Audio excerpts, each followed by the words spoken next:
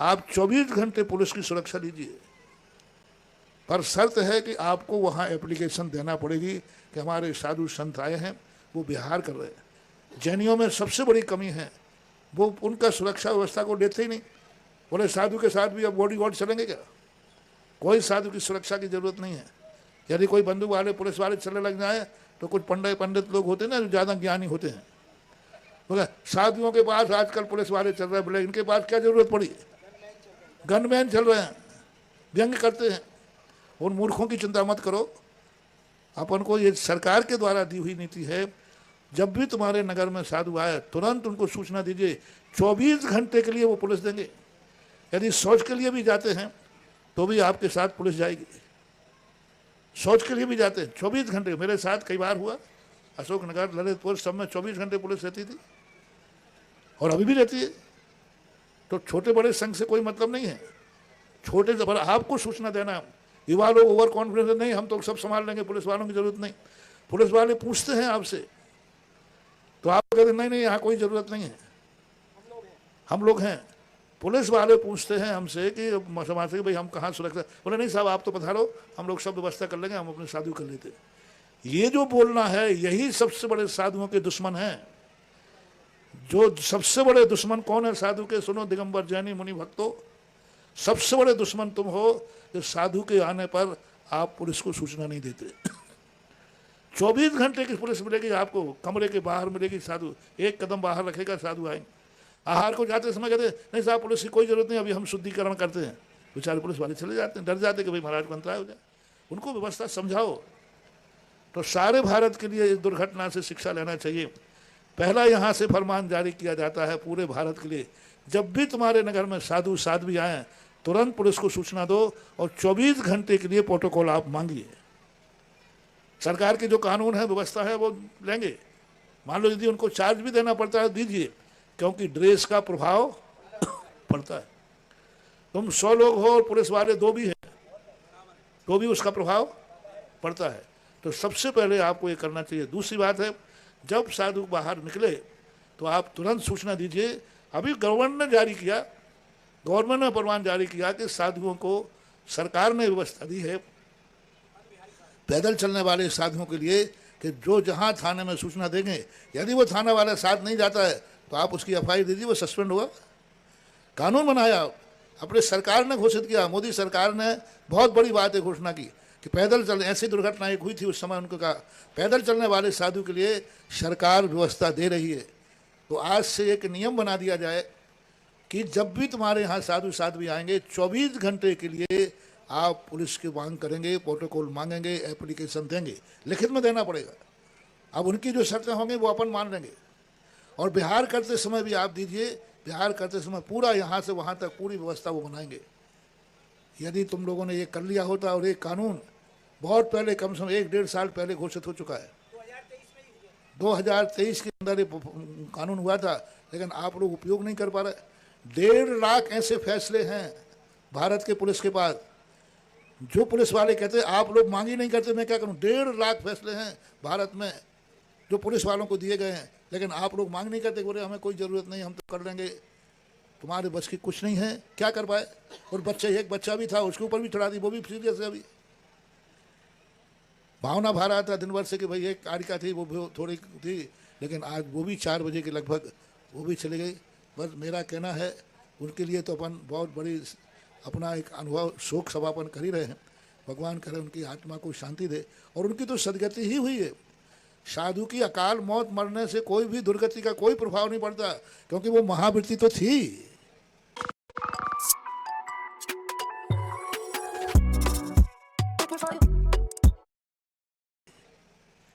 और बहुत अच्छी साधना थी। हमारे संघ के पूज्य गुरुदेव के द्वारा दीक्षित आरिका कुंडलपुर में दीक्षा हुई थी। बस आज ये शोक सभा के साथ साथ पूरे भारत को यह आदेशित कर रहा हूँ कि ये 2 काम अब हर नियम करना, मीटिंग में प्रस्ताव पास करो। जब भी साधु कदम रखेगा कमरे से बाहर, एक गाड़ी आगे पीछे चलेगी और लोग उनके साथ में रहेंगे अधिक संख्या में। यदि तुम्हारी व्यवस्था नहीं है तो आप पुलिस को लिखित में देंगे, और 24 घंटे के लिए पुलिस मांगो। साधु रात में कमरे में है तो ठीक है, वो बाहर ड्यूटी देगा। अरे जब एक मरे हुए मुर्दे को 24 घंटे रखा सकती है पुलिस, तो जिंदा साधु को नहीं रखा सकती क्या? अरे किसी डाकू पापी की हत्या हो जाती है जंगलों में, तो उस लाश को भी पुलिस को रखाना, ऐसा बताते हैं लोग। वो चाहे डाकू था, पापी था, उसकी पुलिस की रक्षा करते, डेड बॉडी की। तो जिंदा साधु की रक्षा क्यों नहीं करेंगे? आपके साधु जहाँ कमरे में रहते हैं, आप बाहर वो ड्यूटी देंगे, वो सुरक्षा करेंगे। ये सब व्यवस्थाएं अपने लिए हैं। अब अपन फॉलो नहीं करें तो सरकार क्या करे, पुलिस वाले क्या करें? अपन सूचना ही नहीं देते। और आज के बाद कोई भी समाज वाला पुलिस वालों से ये नहीं कहेगा हाँ नहीं साहब हमारी व्यवस्थाएं हम संभाल लेंगे। आप ये कहेंगे नहीं साहब आपकी व्यवस्था आप संभालिए। कितना अंतर आ गया? नहीं साहब हमें कोई ज़रूरत नहीं, हमारी व्यवस्था संभालेंगे। ये सारे जैनियों की कहने की आदत है। मात्र इसलिए नहीं कहना कि अभी पुलिस वाले आएंगे तो उनको हमें रखना पड़ेगा, फिर उनकी भोजन व्यवस्था करना पड़ेगी, इतने से कारण नहीं साहब आप तो पधारो। आज के बाद ये कहना है कि साहब महाराज आए हैं, आपकी व्यवस्था है आप संभालिए, आप जैसा कहेंगे हम सब मानने को तैयार हैं। यदि प्रशासन का बहुमान करो, सम्मान करो। पुलिस वाले हैं, अपने भाई बंधु हैं, अपनी राष्ट्र की संस्कृति है, राष्ट्र की सुरक्षा कर्मी है। तो एक सबसे बड़ा जो व्यक्ति ये कहेगा पुलिस वालों से पूछने पर कि साहब हम तो हमारी व्यवस्था हम संभाल रहे हैं, वो साधु का हत्यारा माना जाएगा। ऐसी दुर्घटनाएं होंगी तब उसका दोष का भागीदार वो है, और जो सूचना नहीं देगा वो भी इसी प्रकार माना जाएगा। इसलिए साधु संत पद विहार करते आ रहे हैं। कभी कभी घटनाएं घटती हैं, लेकिन घटनाओं से हमें खेद भी होता है और आगे के लिए हमें सावधान होना चाहिए। इस हिदायत के साथ सभी लोग 9 बार नमोकार मंत्र पढ़ के उन आरिका के प्रति आप अपनी विनयाञ्जलि और हम उनके लिए आशीर्वाद और साधुवाद देते हैं।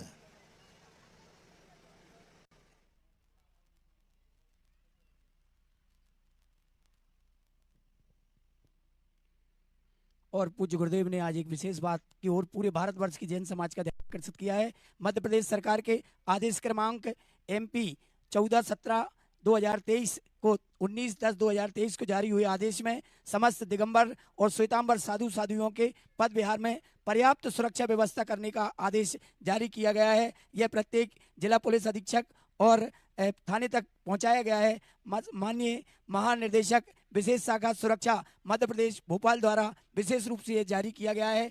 इस एक्ट को आप व्हाट्सएप, ये मध्य प्रदेश अल्पसंख्यक नहीं भारतवर्षीय अल्पसंख्यक आयोग के निर्देश पर यह आदेश जारी किया गया है। और पूज्य गुरुदेव ने भी आज फरमान जारी कर दिया, जब भी कहीं समाज के मध्य से संतों का व्यवहार हो तो हम थाने में उसकी सूचना दें और सुरक्षा मांगें। और आज बहुत ही विशेष बात पूज्य गुरुदेव ने कही है, एक यदि बड़ी भीड़ साथ नहीं है तो कोई बात नहीं, एक वाहन अपनी समाज का हम संत के आगे और एक पीछे रखें तो हम 90% सुरक्षा कर पाएंगे। आइए इस संकल्प को हम नहीं पूरे भारतवर्ष की जैन समाज इसका पालन करेगी। यही परम पूज्य आर्यकश्री उपशामती माता जी, परम पूज्य आर्यकश्री श्रुतमती माता जी को भारतवर्ष की जैन समाज की सच्ची श्रद्धांजलि होगी। परम पूज्य उपसम्मति माता जी, जिनका तमिलनाडु में जन्म हुआ और दक्षिण भारत से उत्तर भारत में आकर परम पूज्य आचार्य भगवान से दीक्षा ग्रहण की, वहीं सागर में जन्मी पूज्य श्रुतमती माता जी, जिनके आज एक भाई मुनिवर के रूप में संघ में विराजित हैं। ऐसे पूज्य अचल सागर जी महाराज, ऐसे पूज्य श्री के चरणों में हम सब नमन करते हैं और इस बात का संकल्प पूज्य गुरुदेव लेते हैं कि जब भी संत विहार करेंगे हम सुरक्षा व्यवस्था की सूचना थानों तक पहुंचाएंगे। आइए इस